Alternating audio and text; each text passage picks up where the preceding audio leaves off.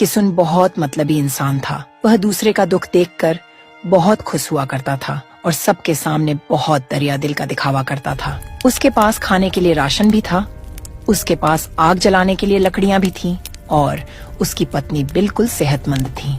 आज तो मजा आ गया। जोखन ने अपनी सारी कहानी सुनाई। बेचारा सोच रहा था कि अपनी बेटी का विवाह किसी अच्छे परिवार में करना चाहता था, मगर वह अधिक उधारी चुका नहीं पाया तो सेठ धनराज उसकी बेटी से जबरदस्ती शादी करेगा। क्या सच में जोखन का तो बिल्कुल ही दिमाग खराब हो गया है। अपने नई नवेली लड़की के नाम पर कर्ज ले लिया है। सच में गरीब लोग कितने बेवकूफ होते हैं। उन्हें देखकर कितना हंसी आती है मुझे। और तू जानती है उसकी परेशानी सुनकर मुझे तो मजा आ गया। वह कह रहा था कि घर में कुछ नहीं है, लकड़ी भी नहीं काट सकता, अब कहाँ से लाएगा वह पैसे।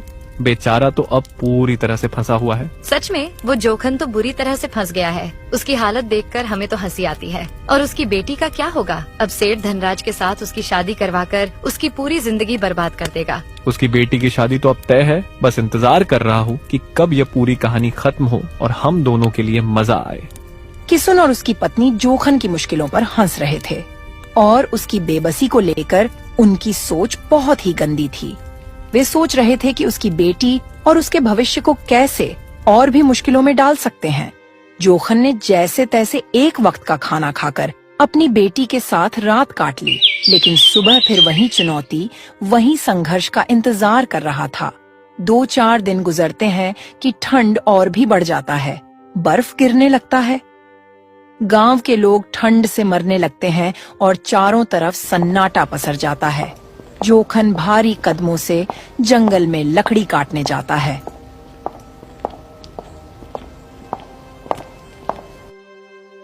ठंड इतनी बढ़ जाती है कि उसके हाथ जकड़ जाते हैं। वह कोशिश करता है लेकिन ज्यादा लकड़ी नहीं काट पाता।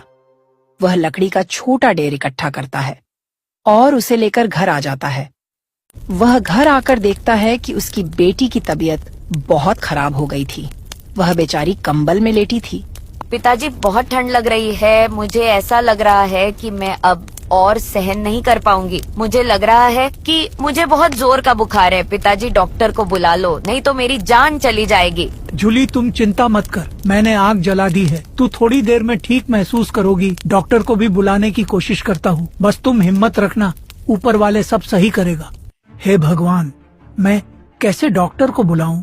घर में पैसों की बहुत दिक्कत है। जोखन जैसे तैसे करके डॉक्टर के पास जाता है।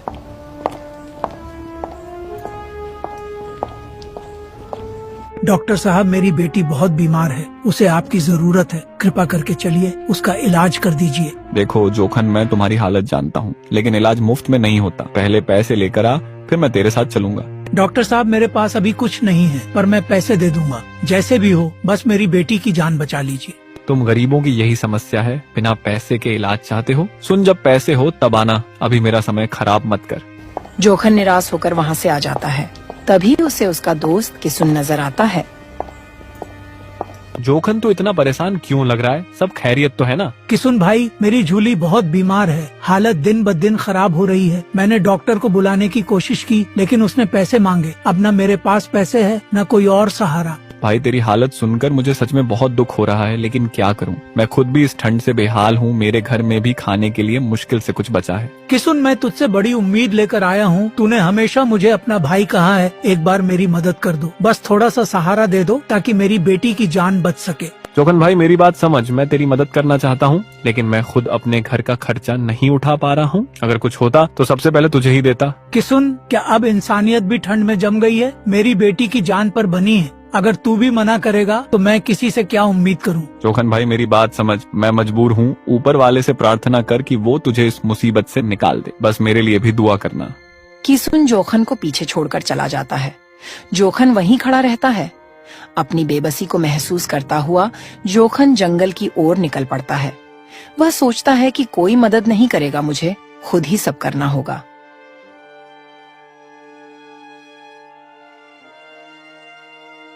जोखन जंगल में जाता है, तभी उसे एक बाबा मिलते हैं। उनके ऊपर पत्थर गिरा हुआ होता है। जोखन जल्दी से उस पत्थर को हटाता है बेटा, तूने आज मेरे लिए फरिश्ते का काम किया है। अगर तू यहाँ ना होता तो मैं शायद इसी जगह पर दम तोड़ देता। भगवान तुझे हमेशा खुश रखे। बाबा, ये मेरा फर्ज था। इंसान को मुश्किल में देखकर कोई भी मदद करेगा, लेकिन आप यहाँ इस हाल में कैसे फंसे? क्या आपका किसी ने मदद नहीं किया? बेटा, मैं जंगल से कुछ जड़ी बूटियां लेने आया था। ठंड का मौसम है, लोग बीमार हो रहे हैं, मगर यहाँ ये भारी पत्थर अचानक गिर गया और मैं इसके नीचे दब गया। मुझे लगा अब मेरी जिंदगी यही खत्म हो जाएगी, पर तूने आकर मेरी जान बचा लिया। लेकिन बाबा, आप कहाँ रहते हैं? इस बिरान पहाड़ी इलाका में? यहाँ तो बहुत ठंड है। बेटा, कुछ दिन पहले मैं तुम्हारे गांव में आया था। मदद मांगने पर मेरी कोई भी मदद नहीं किया और मैं ठंड के कारण मर गया। तब से मेरी आत्मा इस गांव में भटक रही है, इसीलिए गांव में इतना ठंड और बर्फबारी बढ़ गई है। मैं नहीं चाहता कि मेरी वजह से किसी को परेशानी हो, मगर मेरा शरीर को मुक्ति नहीं मिली है, इसीलिए गांव में सब लोग परेशान हैं। जब तक मेरे शरीर का अंतिम संस्कार नहीं होगा, तब तक गांव के लोग इसी तरह परेशान रहेंगे और कड़ाके की ठंड बनी रहेगी। तो बाबा, हम गांव वालों को क्या करना होगा? बेटा, तुम लोग को सबसे पहले मेरे शरीर का अंतिम संस्कार करना होगा। उसके बाद एक दूसरे की मदद करनी होगी, तब जाकर मेरी आत्मा को शांति मिलेगी और ठंड धीरे धीरे कम हो जाएगा। बाबा, ऐसा ही होगा। मैं गांव में सबको जाकर बताऊंगा। बेटा, मैं तुम्हारा परीक्षा ले रहा था। अगर मैं इस पत्थर से दबा रहता तो मुझे कुछ नहीं होता, क्योंकि यह मेरी आत्मा है। बेटा, तुमने मेरी सहायता किया, इसके बदले में मैं तुझे यह चीज देना चाहता हूँ। इसे मामूली मत समझना। ये बोतल तेरे बहुत काम आएगी, लेकिन इसे बिना वजह कभी मत खोलना जब तुम्हारे पास कोई रास्ता ना हो और तुझे लगे कि हर उम्मीद खत्म हो चुकी है, तब इसे खोलना। जोखन बाबा का धन्यवाद करता है। वह बाबा की ओर देखता है, लेकिन जब वह पलटकर दोबारा देखता है तो बाबा वहाँ से गायब हो चुके थे। वह अपने घर तुरंत जाते हैं।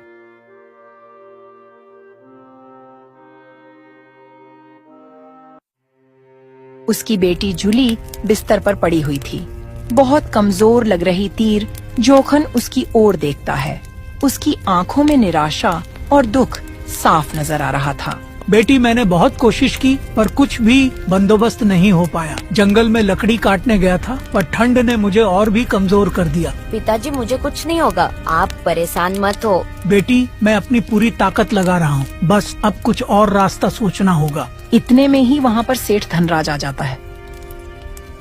जोखन, तुम मेरे पास आए थे और कर्ज लिए थे, मगर आजकल अब मुझसे ही मदद क्यों नहीं ले रहे हो? अभी वक्त है, अपनी बेटी की शादी मुझसे करा दो तो तेरा सारा कर्ज माफ कर दूंगा। सेठ, तुम्हारी बातें सुनकर मुझे और तकलीफ होती है। क्या तुम नहीं समझते, मेरी बेटी किसी के हाथों का खिलौना नहीं बनेगी। तुम्हारी बेटी के लिए इस कर्ज को चुका पाना अब तुमसे नहीं होगा। अगर तुम नहीं चाहते कि सब कुछ खत्म हो जाए तो मेरी शर्त मान लो। तुम समझते क्यों नहीं हो? सेठ, मेरी बेटी की शादी तुम्हारे जैसे दुष्ट नेचरहीन आदमी से कभी नहीं होगी। अगर तुम मेरी शर्त नहीं मानोगे तो तुम्हें याद रखना होगा कि तुमने मुझसे कर्ज लिया था। अगर तुम सारे कर्ज से मुक्त होना चाहते हो तो तुम्हें अपने बेटी से शादी करवानी होगी। मैं अपनी बेटी का भविष्य तुम्हारे हवाले नहीं करूंगा सेठ। तो ठीक है जोखन, मैं देखूंगा कि तुम अपनी बेटी के लिए क्या कर पाओगे।